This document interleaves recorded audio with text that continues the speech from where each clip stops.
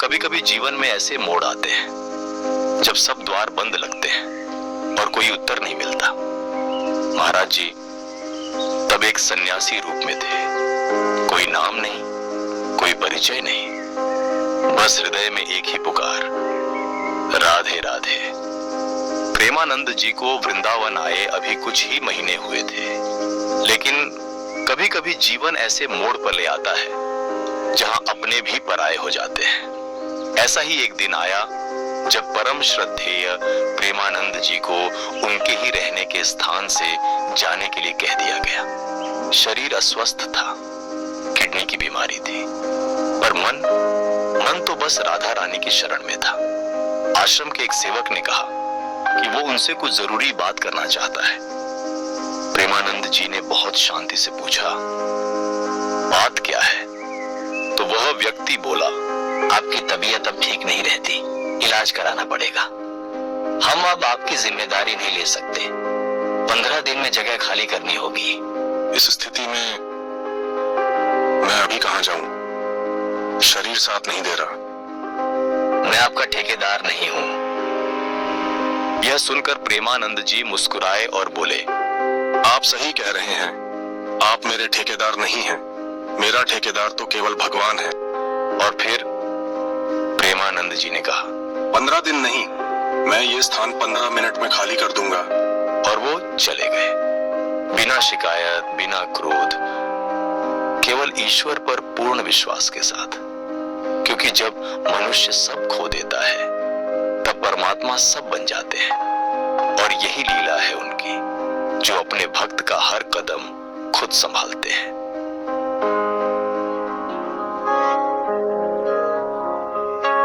वृंदावन की गलियों में एक सन्यासी भटक रहा था।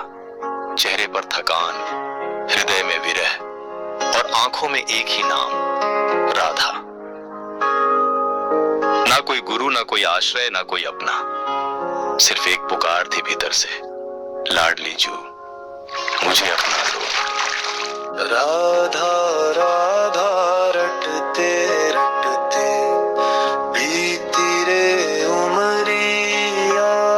राधा राधा रटते रटते बीती रे उमरिया। राधा राधा रटते रटते बीती रे उमरिया। लाडली जू कब आओगी?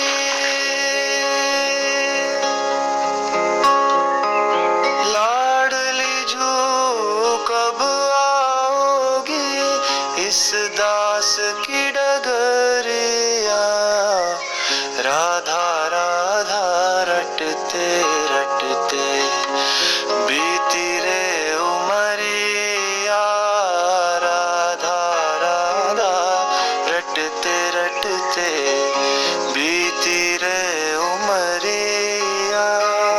लाडली जू कब आओगी? दास की डगरिया।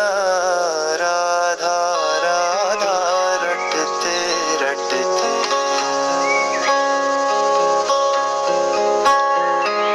मैं तो तेरा दास हूँ राधा, भजन भाव नहीं जानू रे। भजन भाव नहीं जानू रे। राधा तुझसे मिलने को ही वृंदावन में आऊं रे। वृंदावन में आऊं रे। चरण कमल से निर्मल कर दो।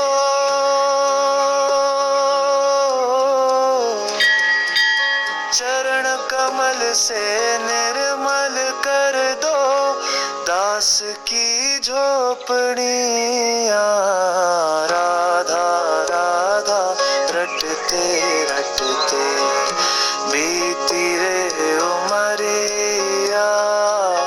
राधा राधा रटते रटते बीती रे उमरिया। लाडली जू कब आओगी?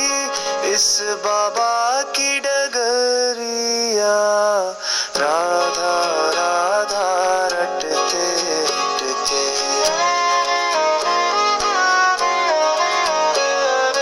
राधा राधा रटते रटते।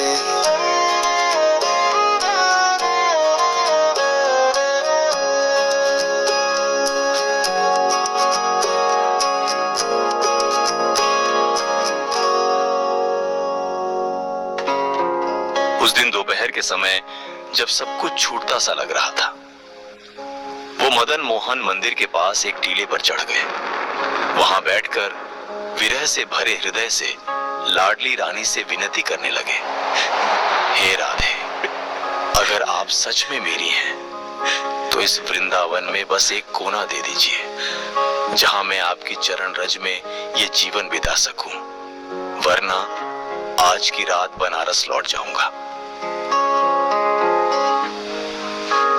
उस टीले पर बैठकर उन्होंने अपना हृदय जैसे बहा दिया। आंखें नम थीं, पर मन भीतर से बिल्कुल टूट चुका था। राधा राधा रटते रटते, बीती रे उमरिया, राधा राधा। कुछ देर वहां बैठे रहने के बाद वो धीरे धीरे नीचे उतर आए। मन ही मन सोच रहे थे, जब रहने की कोई व्यवस्था नहीं है, तो अब मुझे आज रात की ट्रेन से बनारस लौटना ही होगा। वो यही सोच ही रहे थे कि अचानक एक प्यारी सी लाली, एक छोटी बालिका उनके सामने आ खड़ी हुई। गौरवर्ण और आंखों में एक ऐसी मासूम रोशनी, वो उनके आसपास खिलने लगी। मुस्कुराती रही और बोली, जय गो बाबा, जय गो, जय गो बाबा, जय गो, जय गो बाबा, जय गो, जय गो बाबा।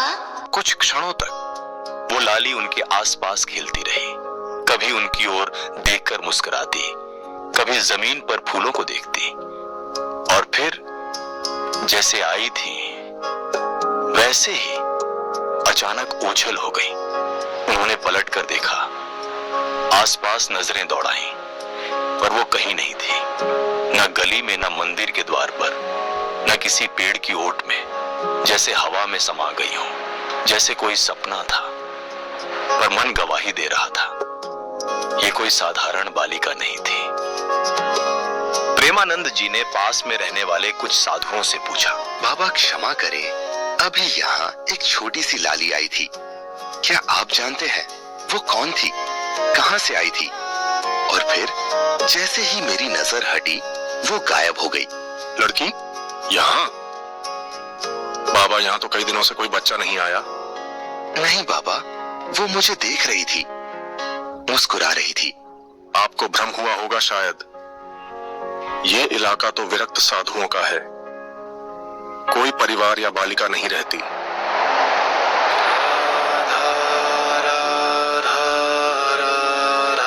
यह वृंदावन है बाबा, यहाँ सब कुछ संभव है।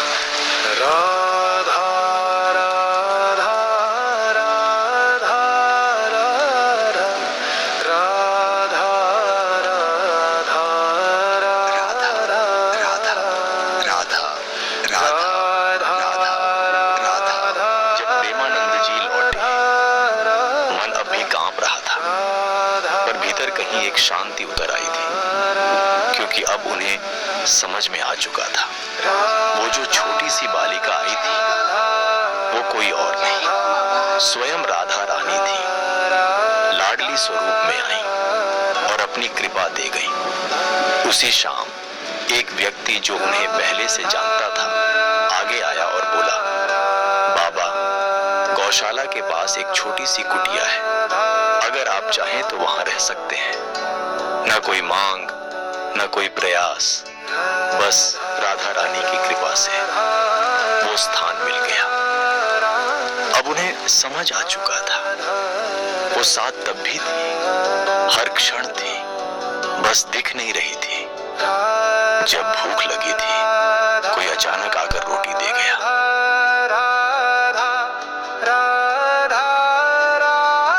जब बारिश में भीगने लगे, कोई चुपचाप चादर रख गया।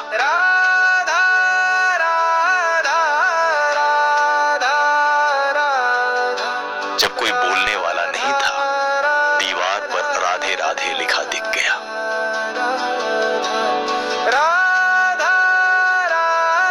उन्हें अब ये एहसास हो गया है कि ये कोई संयोग नहीं था, ये लीलाएं थीं लाडली रानी की, जिसे सबने अकेला समझा।